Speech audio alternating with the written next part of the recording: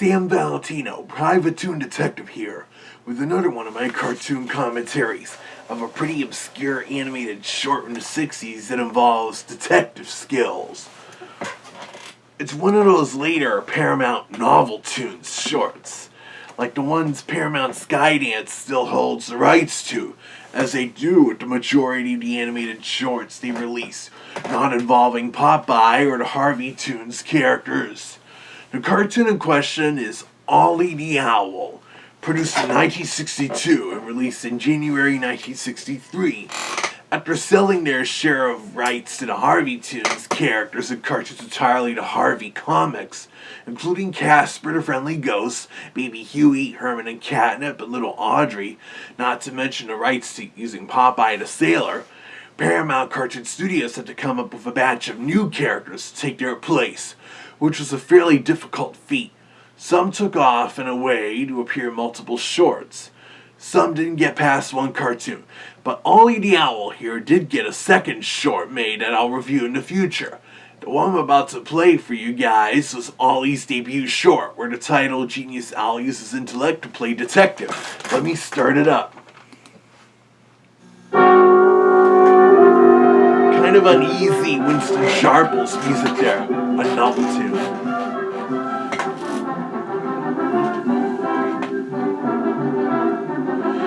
Seymour was pretty much their go-to director by that time.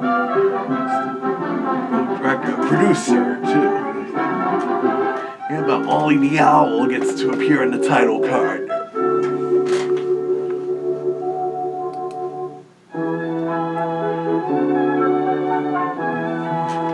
Ollie Owl Jr. His father experimental laboratory, too. Of course, befitting of a stereotypical cartoon child prodigy. He's making ice cream.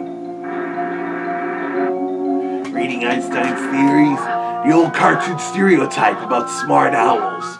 I bet that's it. That's Norma McMillan voicing Ollie the Owl. You may also remember her voicing Casper the Friendly Ghost in the late 50s and early 60s. The detective kid Sweet Polly Purebred on Underdog, Davy in the later Davy and Goliath episodes, and Gumby and Goo in the late 60s Gumby shorts. Ollie's taking the Sherlock Holmes approach, of course, like some amateur cartoon detectives would. But be sure to be home in time for dinner. Yes, Mother. Obviously a man doing the mother's voice. Looks like that bulldog bank robber's doing the moonwalk. Limited animation budgets ahoy! Drop that gat or this kid gets it. By the way, that's Jack Mercer voicing the Bulldog, a longtime voice of Popeye the Sailor and numerous other male voices from Paramount Cartoon Studios over the years. End of the line for you, sonny boy. Slam. You'd think little Ollie would be traumatized by that. But nope, he's going to try and bring that gangster to justice since he wanted to solve a crime in the first place. Wonder if that inspired Deacon Elvana to come up with Inspector Gadget's Gadget Legs. I'm a junior G-man and I'm taking you in. Hold on, Ted. You're going for a ride. Yeah. Of course, the Bulldog Inc. was talking like Edward G. Robinson. The go-to gangster voice. Well, one of them at the time. Oh, now Ollie's breaking the law himself by swiping a stop sign. Capacity is the mother of invention. Yeah, but to be fair, he already damaged it, but he could end up causing a traffic accident by taking that stop sign. The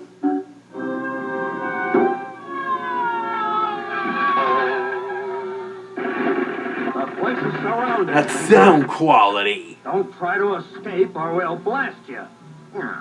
Don't shoot, coppers. I'm too young to die. Okay, no tricks. Then come out with your hands up. Of course, it's an old-fashioned tape recorder. That explains it. I want a mouthpiece. Not a chance, Fingers. I'm taking you in. Why, no.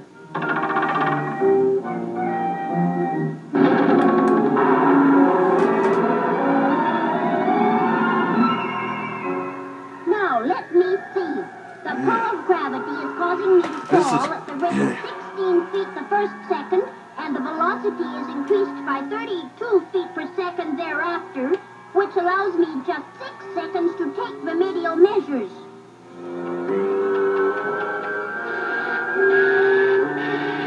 That was kind of a long 6 seconds.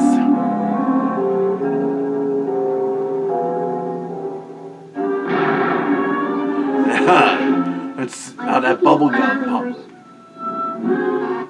Bubblegum pop sounded like an explosion. The usual famous studio sound effects along with Wow, thanks, Ted. You! I'm taking you in, Fingers. Now this is starting to get to be like...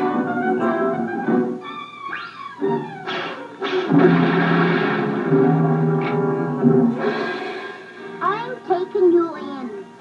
This is starting to get to be like 1954's Private Eye Popeye by the same studio, where Popeye in a Sherlock Deerstalker cap keeps showing up to tell the villain, "I arrest you in the name of the law." Typical Paramount Cartoon Studios formula reliance, but the much lower animation budgets don't help at all. I'm taking you in. This is like TV quality animation at times. Ollie's gonna be in the elevator. I'm taking you. Of course, Ollie's gonna be on board the subway train. I'm taking You see?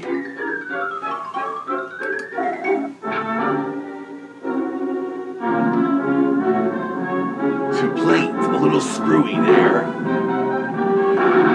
Oh wow, did Ollie manage to construct a whole entire phony airport front just to place in front of the city jail? You're just in time for dinner, Ollie. Yeah. I just solved a crime, Ma. That's nice.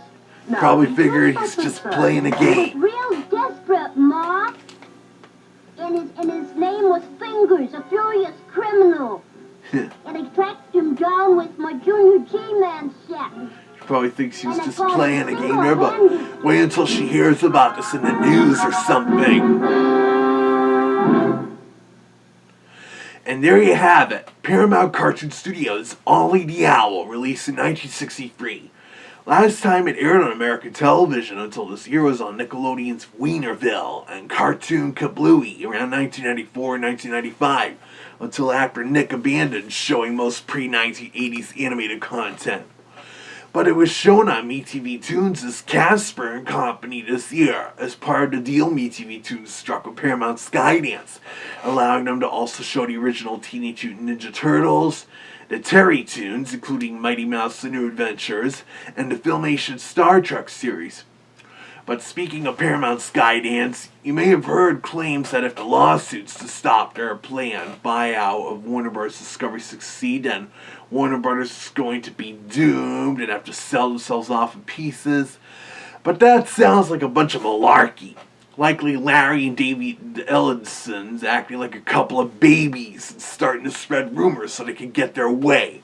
And the federal judge involved did block the lawsuit from those 5 Paramount Plus subscribers suing. But to be fair, they're kind of puny compared to the state attorney generals and the Writers Guild of America, and even those Paramount shareholders that are filing their own lawsuit. The last one, it's almost like when the lackey to some powerful villain is unsure of some evil scheme. But rather than discuss that again, I may as well wrap it up here, so you guys should keep watching this channel for more of whatever me and my toon chums here do.